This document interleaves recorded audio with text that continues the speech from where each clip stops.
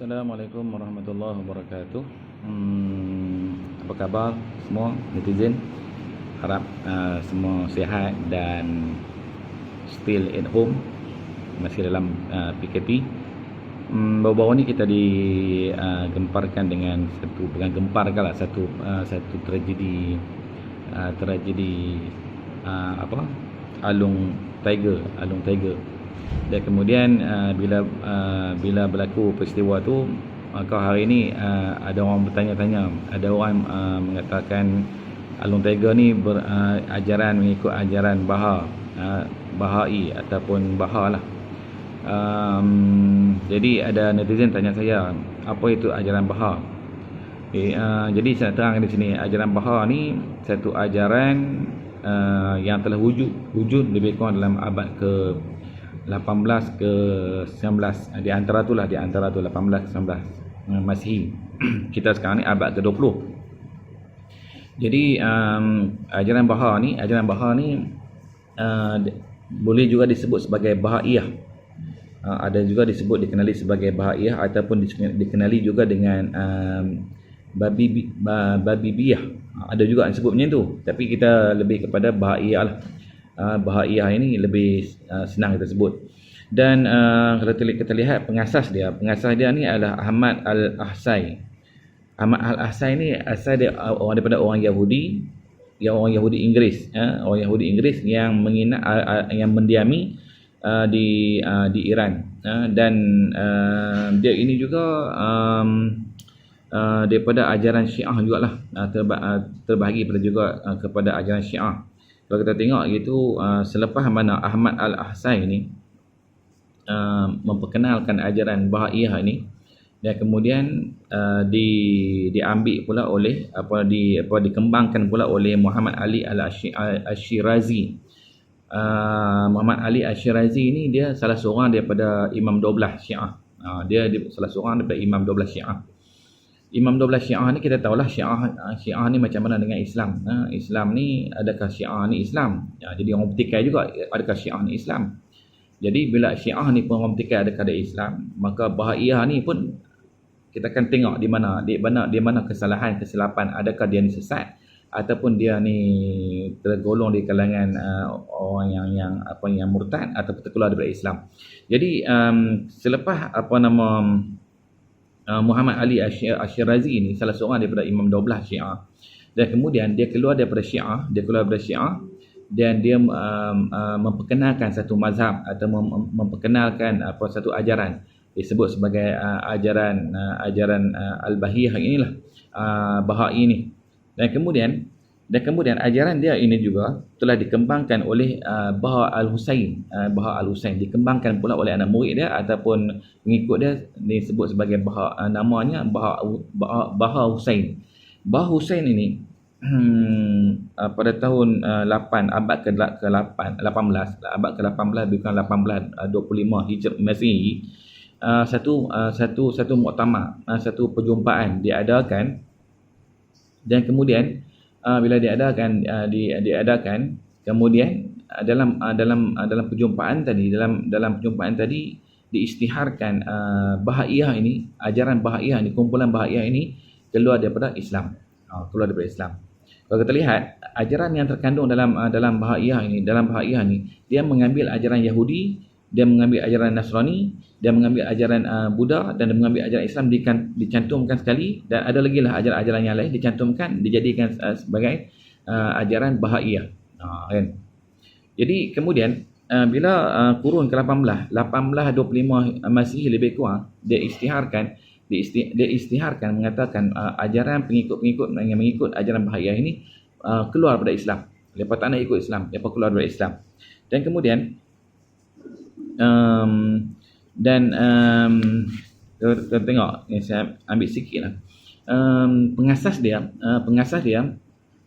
tadi ni mengatakan dia ni adalah satu-satunya, dia ni adalah Imam Mahdi. Yang pertama ni dia mengatakan dia ni adalah dilantik sebagai Imam Mahdi. Allah telah melantik dia sebagai Imam Mahdi. Ni sinonim sangat. Banyak orang nak jadi Imam Mahdi. banyak orang nak jadi Imam Mahdi. Hari ni orang Melayu pun ada nak jadi Imam Mahdi juga. Banyaklah orang nak jadi Imam Mahdi ni. Di Indonesia pun ada, di Mesir di Mesir pun ada, di Arab pun ada yang mengaku Imam Mahdi, di Melayu, di Malaysia pun ada nak menjadi Imam Mahdi. Banyak sangat Imam Mahdi ni. Dan salah satunya pengasas dia mengatakan dia ni adalah Imam Mahdi yang dilantik oleh Allah Subhanahu Wa Taala. Dan yang lebih teruk lagi, pengasas dia mengatakan bahawa dia ni adalah jelmaan Allah. Dia ni adalah jelmaan Tuhan. Lagi ni lebih dahsyat lah, lebih dahsyat dia mengatakan dia ni adalah jelmaan Tuhan. Dan kemudian dan dia juga telah menasahkan ataupun membuang Al-Quran. Dia kata ajaran Bahai ni depa telah pengasas dia telah mencipta satu kitab yang bernama Kitab Al-Bayan. Kitab Al-Bayan, dan Kitab Al-Bayan ini menasahkan, membuang, menghapuskan Al-Quran. Dia kata Al-Quran tak boleh pakai dah sebab Al-Quran ni dah lama, maka dia pakai kitab baru iaitu dinamakan Kitab Al-Bayan. Dan kemudian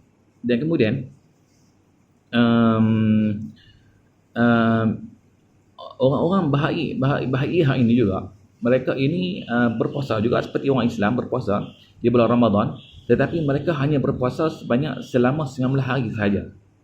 Mereka tidak berpuasa selama sebulan, sedangkan Allah Subhanahu Wa Taala menyebut dalam Al-Quranul Karim, ya ayyuhalladzina amanu kutiba alaikumusiyam kama kutiba alal ladzina min qablikum la'allakum tattaqun ayyaman ma'dudat. Iaitu diwajibkan ke atas orang Islam yang beriman kepada Allah Subhanahu Wa Taala berpuasa di bulan Ramadan seperti mana puasa yang dilakukan oleh umat-umat yang terdahulu, yang diwajibkan oleh umat-umat terdahulu, ayyaman ma'dudat, iaitu hari-hari yang tertentu. Maka bagi umat Islam berpuasa di bulan Ramadan itu adalah wajib.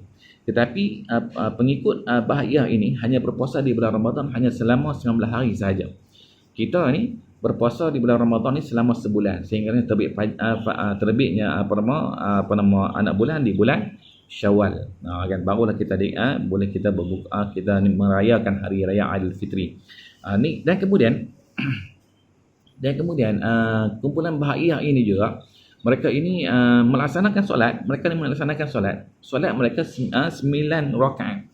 Okay. Punggah kita yang 3 rakaat pun kelang kabut, yang 2 rakaat pun kelang kabut. Mereka ni solat mereka 9 rakaat. 9 rakaat dilakukan satu hari 3 kali. Punggah. Orang Islam melaksanakan solat 5 waktu dalam satu hari. Tapi mereka ni melaksanakan solat 3 kali dalam satu hari. Itu pula 9 rakaat. Ni ajaran yang dibawa oleh Baha Al-Husain, Baha Husain. Jadi dan kemudian ini ajaran-ajaran yang dibawa oleh ajaran Bahaiyah ini. Dan kemudian yang dahsyat juga, ajaran mereka yang mengatakan bahawa alam ni adalah kekal. Bumi kehidupan kita ni adalah kekal. Dunia kita adalah kekal. Ni kehidupan. Dia tak ada kiamat. Tak ada perhitungan. Tidak ada syurga dan tidak ada neraka. Kan. Sebab tu kalau kita tengok mudah sangat alung tiger kita mengatakan Nabi Muhammad pun bukan daripada kalangan orang Melayu. Ni mudah sangat. Pasal kita ni nak menyebut Nabi SAW ni pun kita nak kena berhati-hati. Takut kita menjadi murtad disebabkan kita mencaci, kita memfitnah Nabi SAW. Dan kemudian dan yang kita sebut tadi, dan mereka ini juga pengasas dia telah bersepakat keluar daripada agama Islam pada kurun 1825 Masihi. Dah keluar dah dari agama Islam. Jadi yang mengikut dia tadi ni, adakah masih lagi beragama Islam? Itu menjadi satu persoalan. Kita kena lihat pada i'tiqad dan kepercayaan. Kita kena lihat kepada Majlis Fatwa. Dan maka Majlis Fatwa pada tahun 1 Jun 2003, Jabatan Mufti Majlis Fatwa Jabatan Mufti Negeri Sabah telah mengeluarkan bahawa ajaran Bahaiyah ini adalah sesat, dan barang siapa yang mengamalkan ataupun melakukan ajaran Bahaiyah ini, maka dia kemungkinan boleh berlaku murtad, keluar daripada Islam. unggah kita. Jadi kalau siapa yang mengikut ajaran bahaya ini, banyak-banyak bertaubat, kembali kepada Allah Subhanahu Wa Taala, faruddu ila Allah wa Rasul, kembalilah pada Allah dan kembali kepada Rasul. Mudah-mudahan mereka ini mendapat petunjuk dan hidayah Allah Subhanahu Wa Taala. Dan ajaran bahaya ini juga mereka menghadap kiblatnya ke arah Palestin, ke arah Palestin, Baitul Maqdis. Kita sebut Baitul Maqdis. Bukan menghadap ke arah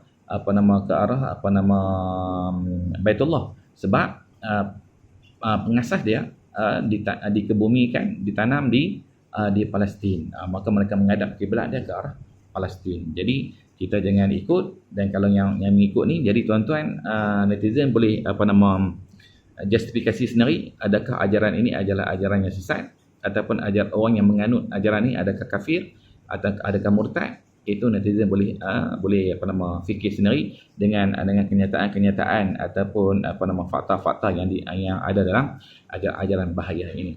Jadi tanda soal, adakah Long Tegel adalah Islam?